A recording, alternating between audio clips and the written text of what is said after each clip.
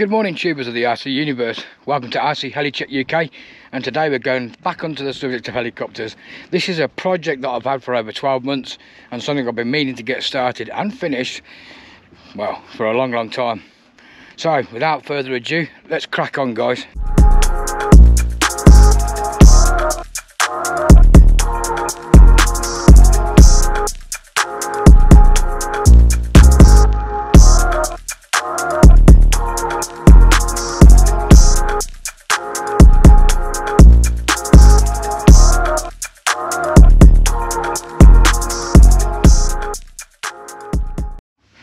Those of you that have been following me will know that I've been working on this Harrier for the last week or so, and I'm at the point now where it's finished.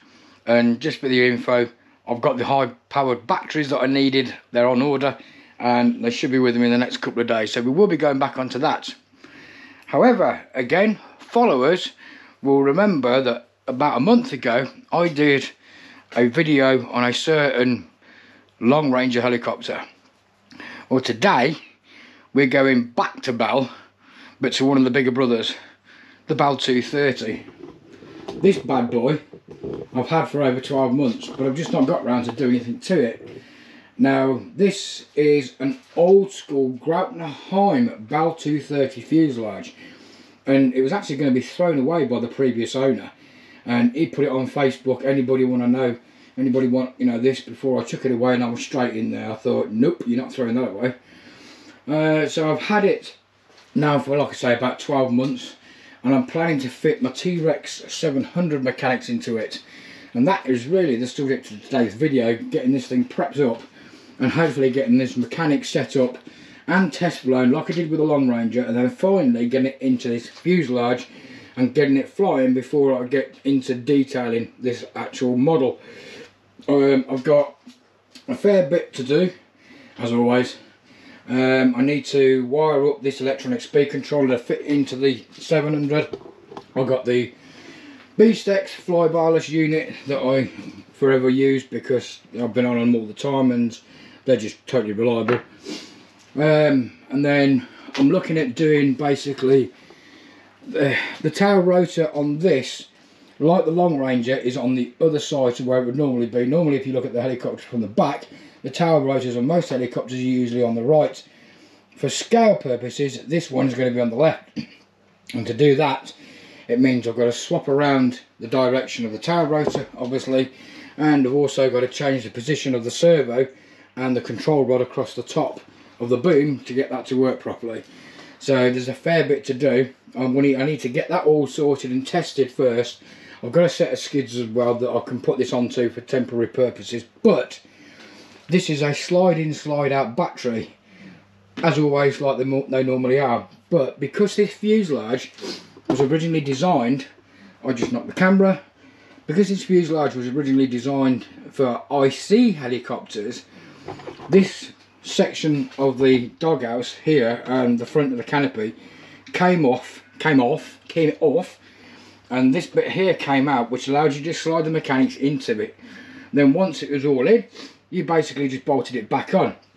Now, for me, that's going to be a pain in the butt because obviously my Trex 700 is electric.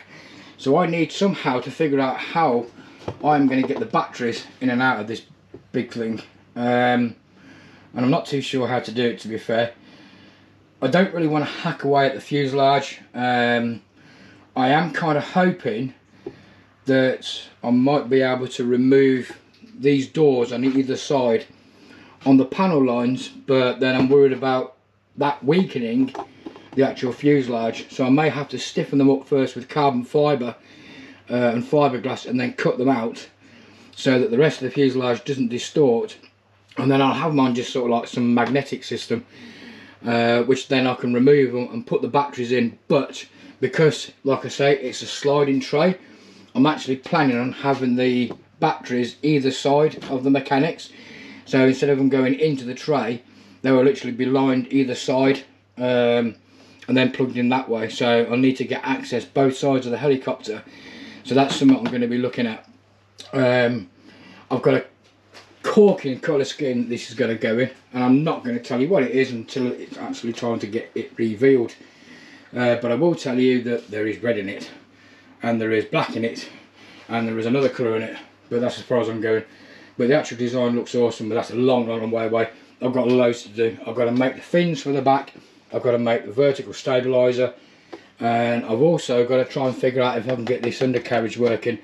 They work on servos. It's not an electronic undercarriage, not a servoless with Trex. They're actually servo operated, and they're a right ball ache to get to work properly. So that's going to be something that's going to be a nightmare to do. I will probably get the mechanics flying first, get those tests blown, and then once that's done, I'll come back to this and have a look about getting these working, because I need to get these working before I slide the mechanics in. So that's going to be basically the installment that we're looking at the moment. I don't think I'm going to get it ordered in one video. I know for a fact I'm not going to get it ordered in one video. But let's crack on with it, guys. We'll start off with the mechanics, getting them all sorted out and whatnot. More soldering, more time-lapsey. Yeah, so let's just get on with it and see what happens. Okay, right, I've got all this set up now to do some soldering, like I said I was going to do. I've got my AR-7210 B-Stex with its tiny little satellite receiver as well, for added security. I've removed the rudder servo, my Spectrum. This is Spectrum S400G. I've removed that from its original place because we're going to have to reposition it on the tail boom, because of the direction of the tail rotor being a different way. It means that the arm that operates the slider is also the opposite way around. I'm going to solder up this. This is my 20 amp Beck. I was originally going to fit this into my Harrier, but this one I've changed the output to 6 volts because it's digital servos all the way around. So I want 6 volts out of this in total. I've also fitted a switch to it, or I'm going to be fitting a switch to it, because this will be permanently connected to a 3S battery, which I'm going to use to power up the fly-barless unit and the servos. That way then every time I fly I can just flick the switch and turn it off, and then at the end of the day I can unplug it and then recharge the battery if need be, or just recharge it if need be in the helicopter. So that's going to need soldering up. My ESC that I'm using a JP Energy Pro 120 opto ESC. I need to connect the cable on that. Bullets are already ready to go onto the motor as they are. One thing I am going to need to check, I don't see any reason why it should not, but I'm going to try and fly this helicopter on 8S. It should be enough power to get this off the deck. The reason I'm doing it on 8S is because A, for weight, and B, the head speed on the rotors on this aren't going to need to be that high. I've actually flown this Trex 700 on 6S before with the original pinion in, and it flies. Admittedly there wasn't no, I don't know how much that weighs, probably about a kilo, something like that, fuselage on it. It was just a basic pod and boom setup, but it still flew. It was just sluggish. But I think 8S is going to give me a little bit more power and still have enough performance to fly it. So I'm going to stick you in time-lapse mode when I've changed my battery, because I've noticed my battery's nearly flat. And then we'll crack on with this, get all that soldering done, and then I'll come back to you when that's finished, guys.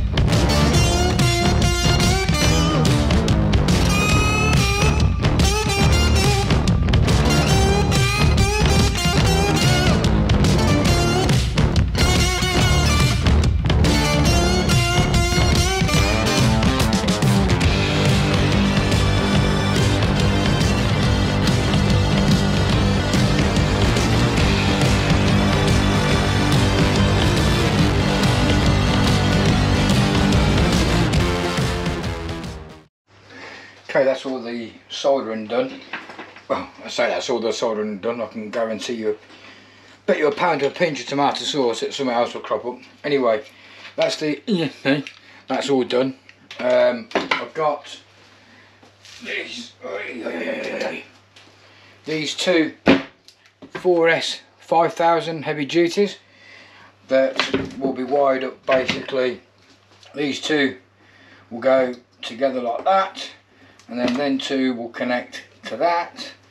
Yes, I know it's long-winded, but there you go. And then that will connect to that, this bit going to this bit, and then that to the motor. So what I'm going to do, I'm going to make sure that the motor is spinning right way around, I'm going to connect the seat motor, and then I'm going to connect the beck to the, no, hang on a minute, don't need to do that. I'll connect that to that, and then that should power, once that's connected, that. So that's what I'm going to do next, so bear with, I'll just get it all connected up and then we'll try it. Okay, so I've got that plugged in to my motor. I've gone red to red, black to black, and white or signal to signal. So whether that's the right way around or what, I don't know, but if it isn't, then you know the rigmarole. Just swap two of the cables over. Okay, hang on a minute, drinky. I've got my servo tester temporarily. I'll need to calibrate this to my receiver, my transmitter, give it right a minute, but I'm going to calibrate it to this first, and then I can recalibrate it to my transmitter afterwards. So I've got my 20 amp beck connected to my servo tester, which is obviously gone to that, to the ESC. We'll use that to power up the beck, so that should power up the servo tester, which it does. Now if I turn this all the way up, let's see if it's got the standard calibration UD flip.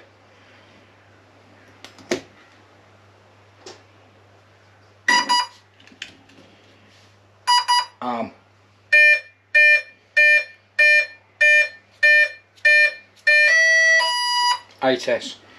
Right, so that should be calibrated, you know that. So I'll disconnect it like I would normally do with the transmitter, reconnect it again,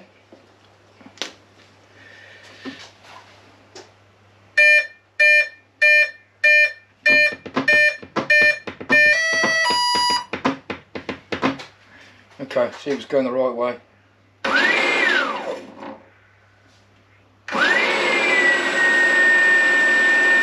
That's going the right way.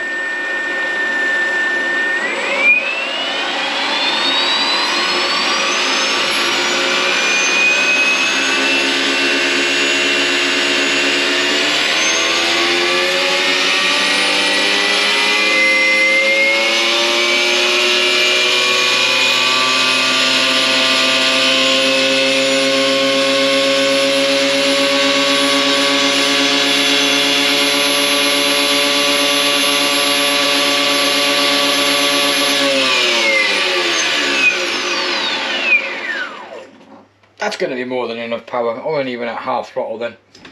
So that's good. That's that sorted. Disconnect that. Move them over there, out the way. And then, right, so next thing I'm going to do now is I'm going to connect the, where is it, my B-Stex to this, to all these here. And then I'm going to secure that onto there. I'll feed these cables through here a bit better, and then I'll fit this beck as well, get this fitted. I'll probably attach it on the side, this side here, but I want my switch on here as well somewhere. But you're not going to watch that normal mode, we'll go into time-lapse mode again, and then I'll come back to you when it's all done, guys.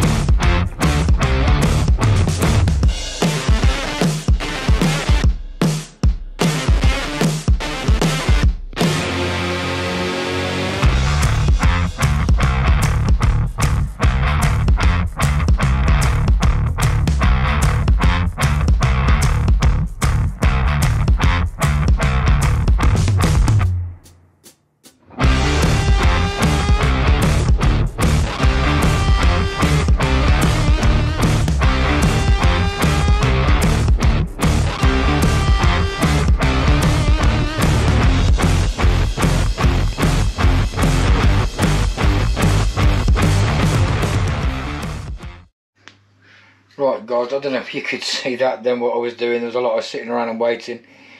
I wanted to get this arm to make sure it was going the right way, and I was using this little satellite receiver, but it wouldn't bind to it.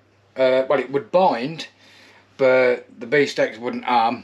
I don't know if you could see, you probably couldn't because it would have been like grease lightning. Watching the old Night Rider, as I call it, where the Cylon lights go backwards and forwards, it just wouldn't arm. So I took this out and stuck a bind plug in, bound it as normal, and it worked fine. But in fact, I need to, hold on a second, I think with these you can pull that out, disconnect that, put that over there so it's not too close and floods it, and then plug it back in again.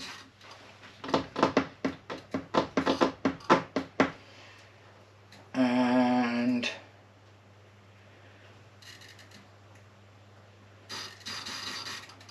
armed. Okay, brilliantly. I don't really need to do that much to this B-stacks because that's going the right way, that's going the right, well, the wrong way, but it's moving as it should do, and that's going the right way. So the only thing I need to do is reverse the ailerons. I've not connected the rudder yet, I should do that in a bit, but I just wanted to get this connected first. In fact, can I calibrate the throttle? I might be able to calibrate the throttle because you have to have this powered separately. You can't power that and have that power that. You have to have this powered separately to calibrate, if I remember rightly. Let's try it and see. Let's see what happens. Now if I plug that in, that should give me 8 beeps.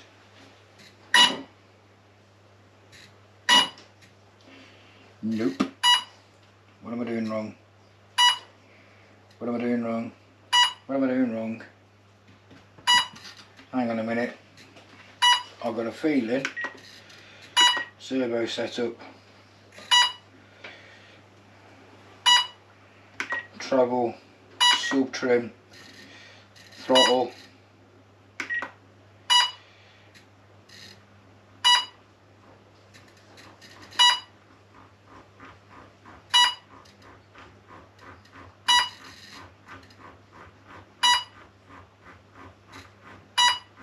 That's too much.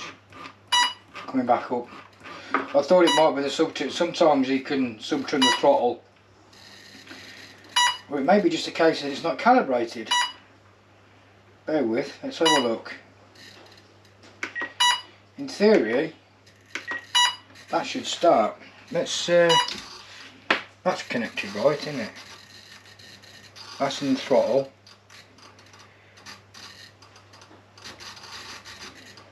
Oh, where they should be. That's powering that up. Let's just see if it's calibration. Throttle up. 2 beeps. I think that's what it was. I literally think that's all it was. The escapade had not been calibrated to the transmitter. Okay.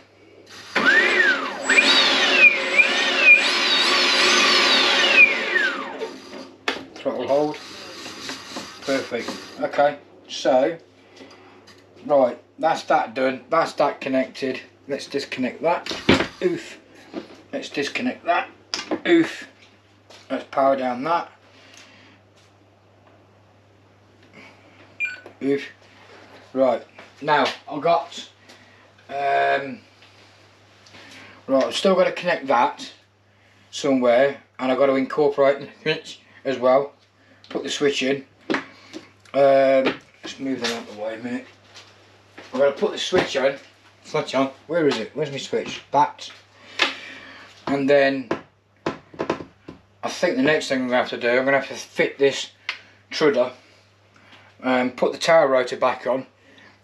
And I've got to get the rods and this sorted out and to the right length. And then once I've done that, I can then go through this. It shouldn't take that long because, as you can see, most of it was going the right way anyway. But then, actually, before I forget, let's put that on properly now. Yes, the cables are close to the motor. No, they won't be by the time I finish wiring it up, because I should be using zip ties to pull these away like I did before. Yes, it is close, but once they're in like that, then there's a good 1/4 of an inch gap, although you can't see that there's actually a 1/4 of an inch gap there, so the motor's not going to touch. I could have turned them the other way around, but these cables are quite tight around here. So yeah, and I have flown it with one of these in before, like I say, with the cables tied back, so it'll be good. Yeah, I'll put you back in time lapse mode, and then I'll get all that done, and then I'll be back to you in a bit, guys.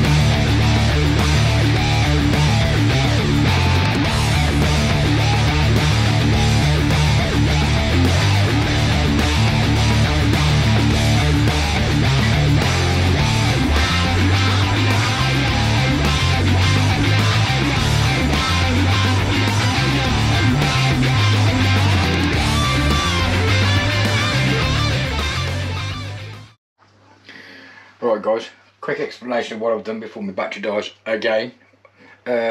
So I've got all the wiring done, got it all zip tied up. You can never have enough zip ties.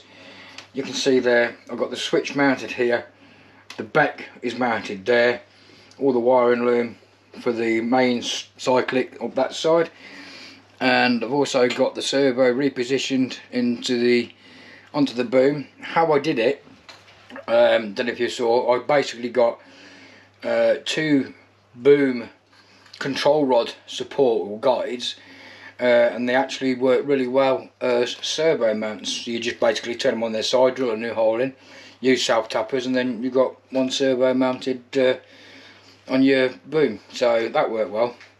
I've obviously got the tail rotor fitted. This is longer than what I thought, so I'm taking up more space here. I'm going to get the skids fitted to it, and then once we've done that, I'm going to go through the B-stack setup. But again, like I did with the LongRanger, there's no point in me showing you that. There's plenty of videos out there on how you can do it. But I'll get it all set up, then hopefully we'll be able to get it done before it's too late, and then we can go and test fly it. Right, I have the skids, my ever faithful skids. These are ones that I've been putting most of my larger size helicopters on, but I'm not going to screw them in place because there's no point, because I'll be taking them back off to slide the mechanics into helicopters fuselage. So these sticky pads are still sticky from last time. I'm just going to pop it on, zip tie it, that'll do for now, and then go through the fly-by system. Like I say, I'm not going to let you go through all that with me, so I'll put you into time-lapse mode for the rest of this for a bit. See you in a bit. Bye bye, bye bye, bye bye.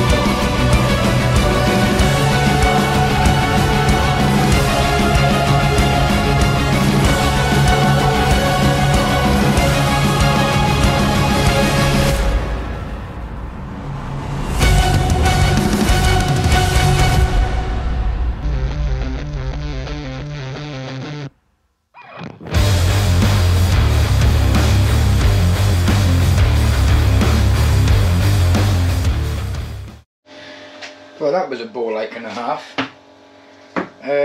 One thing after another, but I've got it all done. I've got the Beast X all sorted out.